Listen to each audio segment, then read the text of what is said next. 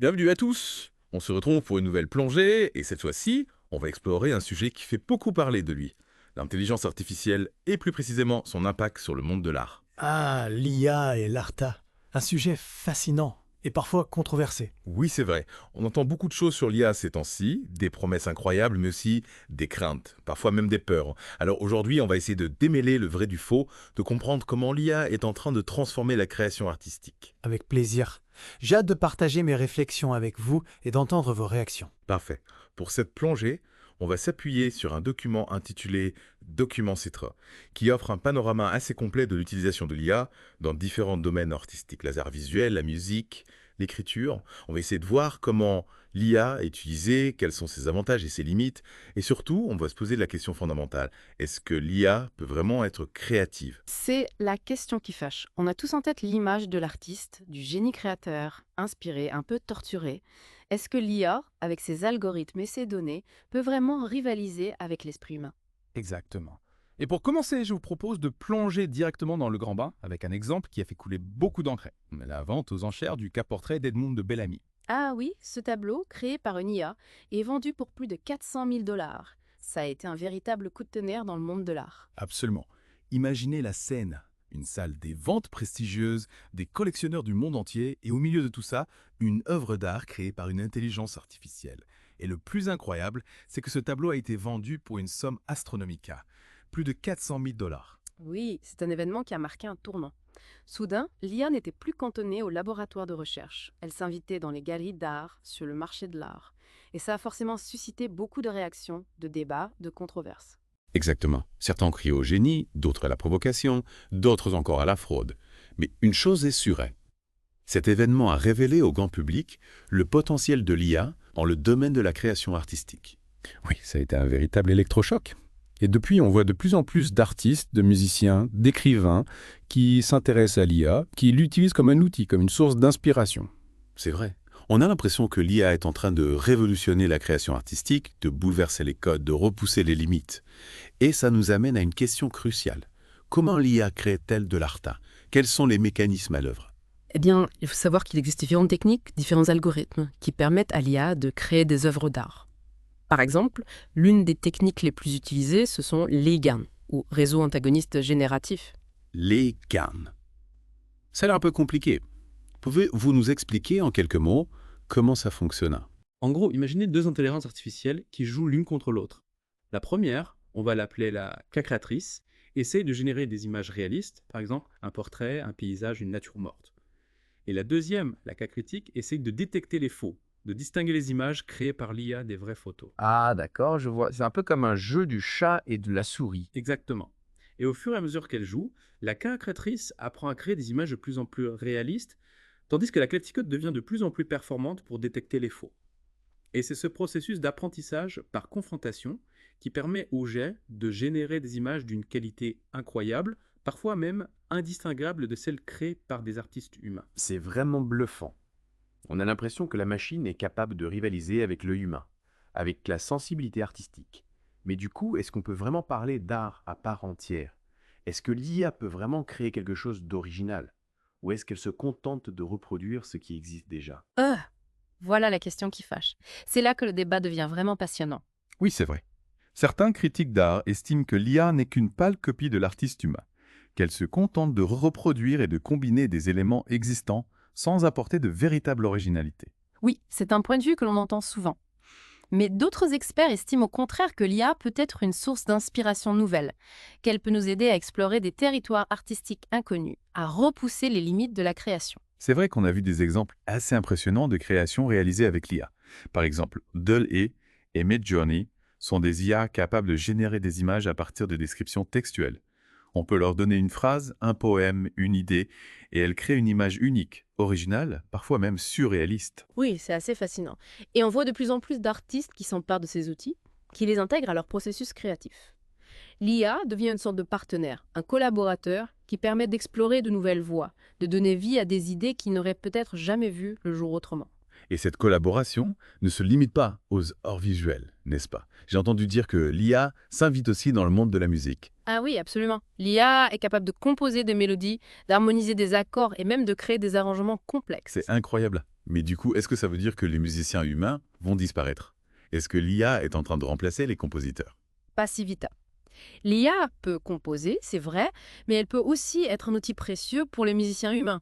Imaginez une IA capable d'analyser votre style musical, de vous proposer des variations sur vos mélodies, de vous aider à trouver de nouvelles harmonies. C'est comme avoir un assistant musical à votre disposition, une muse qui vous souffle des idées. Exactement.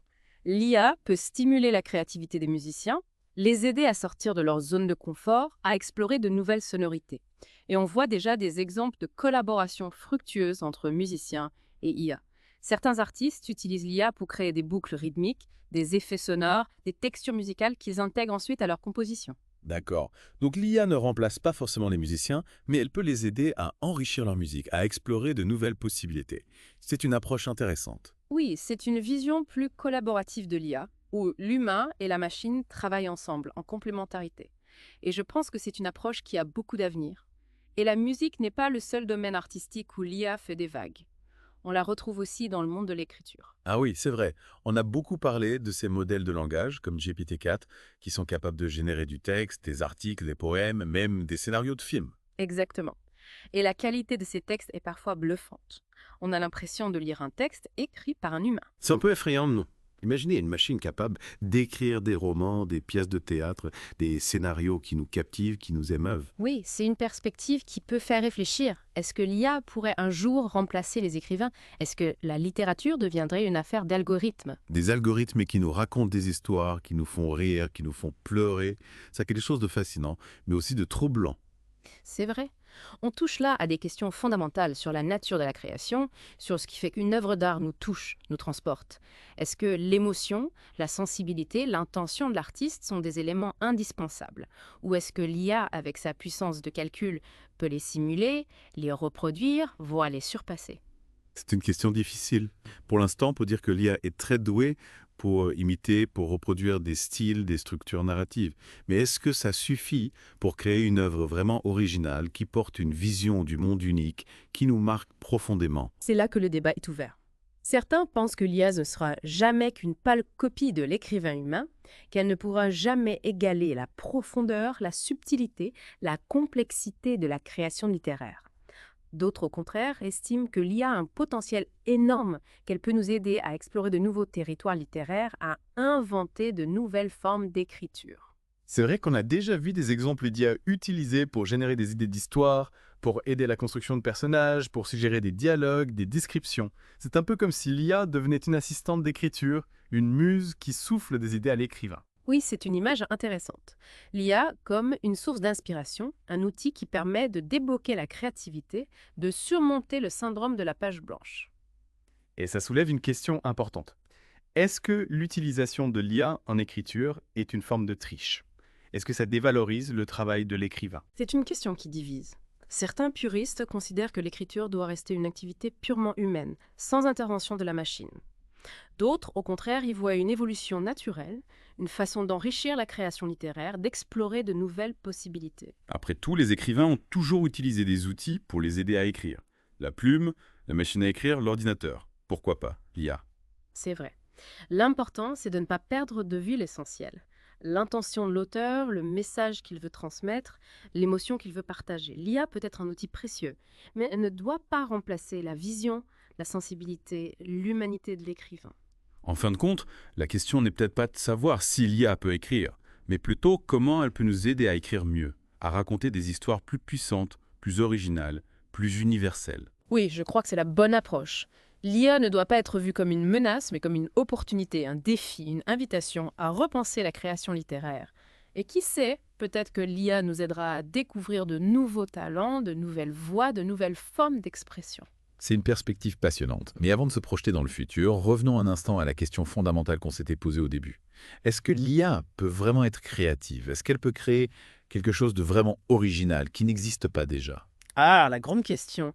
Et pour tenter d'y répondre, il faut peut-être commencer par se demander ce qu'on entend par créativité. Est-ce qu'il s'agit de créer quelque chose de totalement nouveau, ex nihilo? Ou est-ce qu'il s'agit plutôt de combiner des éléments existants de manière originale, de créer de nouvelles connexions, de nouveaux sens? Oui, c'est vrai. La définition de la créativité est assez floue. Est-ce que c'est forcément une invention radicale, une rupture totale avec le passé, ou est-ce que ça peut être aussi une réinterprétation, une combinaison originale d'éléments existants? C'est un débat qui traverse l'histoire de l'art. On a souvent tendance à idéaliser l'artiste comme un génie solitaire, un créateur qui sort des œuvres totalement originales de son chapeau. Mais la réalité est souvent plus complexe. Beaucoup d'artistes s'inspirent de leurs prédécesseurs, ils empruntent des techniques, des styles, des motifs, ils les réinterprètent, ils les transforment, et c'est ce qui fait la richesse de la création artistique. Oui, je vois. En fait, la créativité, c'est aussi une question de dialogue, d'échange, de transmission. Exactement. Et c'est là que l'IA peut jouer un rôle intéressant. Elle peut nous aider à explorer ce dialogue, à repousser les limites de la combinaison, de la réinterprétation. Imaginez une IA capable d'analyser des milliers d'œuvres d'art, d'identifier des motifs récurrents, des styles, des techniques, et de les combiner de manière originale, de créer des variations infinies, des hybridations improbables. C'est vrai, ça ouvre des perspectives assez fascinantes. On pourrait imaginer des œuvres d'art qui mélangent des styles d'époques différentes, des cultures différentes, des techniques différentes, des œuvres totalement inédites qui n'auraient jamais pu exister sans l'intervention de l'IA. Oui, c'est une possibilité. Mais il faut rester prudent, je pense. L'IA peut être un outil puissant, mais elle ne doit pas devenir une fin en soi. Le risque, c'est de tomber dans une esthétique de la performance, de la prouesse technique, au détriment de l'émotion, de la sensibilité, du message que l'artiste veut transmettre. C'est vrai, il ne faudrait pas que l'art se transforme en une sorte de compétition technologique, où le but serait de créer l'œuvre la plus complexe, la plus sophistiquée, la plus bluffante techniquement, mais qui au final serait vide de sens, dépourvue d'âme. Exactement. L'art, c'est avant tout une question d'émotion, de partage, de connexion humaine. Et c'est ce qu'il faut garder à l'esprit quand on utilise l'IA dans le domaine de la création. Alors, pour conclure notre plongée, est-ce qu'on peut dire que l'IA est une menace pour l'art? Au contraire, une opportunité? Je pense qu'il est encore trop tôt pour le dire. L'IA est un outil, et comme tout outil, elle peut être utilisée à bon ou à mauvais escient. Tout dépend de l'intention, de la vision de l'artiste qui l'utilise. Ce qui est sûr, c'est que l'IA est en train de bouleverser le monde de l'art, de poser de nouvelles questions, d'ouvrir de nouvelles perspectives. Et c'est à nous, artistes, critiques, publics, de nous saisir de ces nouveaux outils, de les explorer, de les questionner et de les utiliser pour créer un art encore plus riche, plus diversifié, plus humain. Merci beaucoup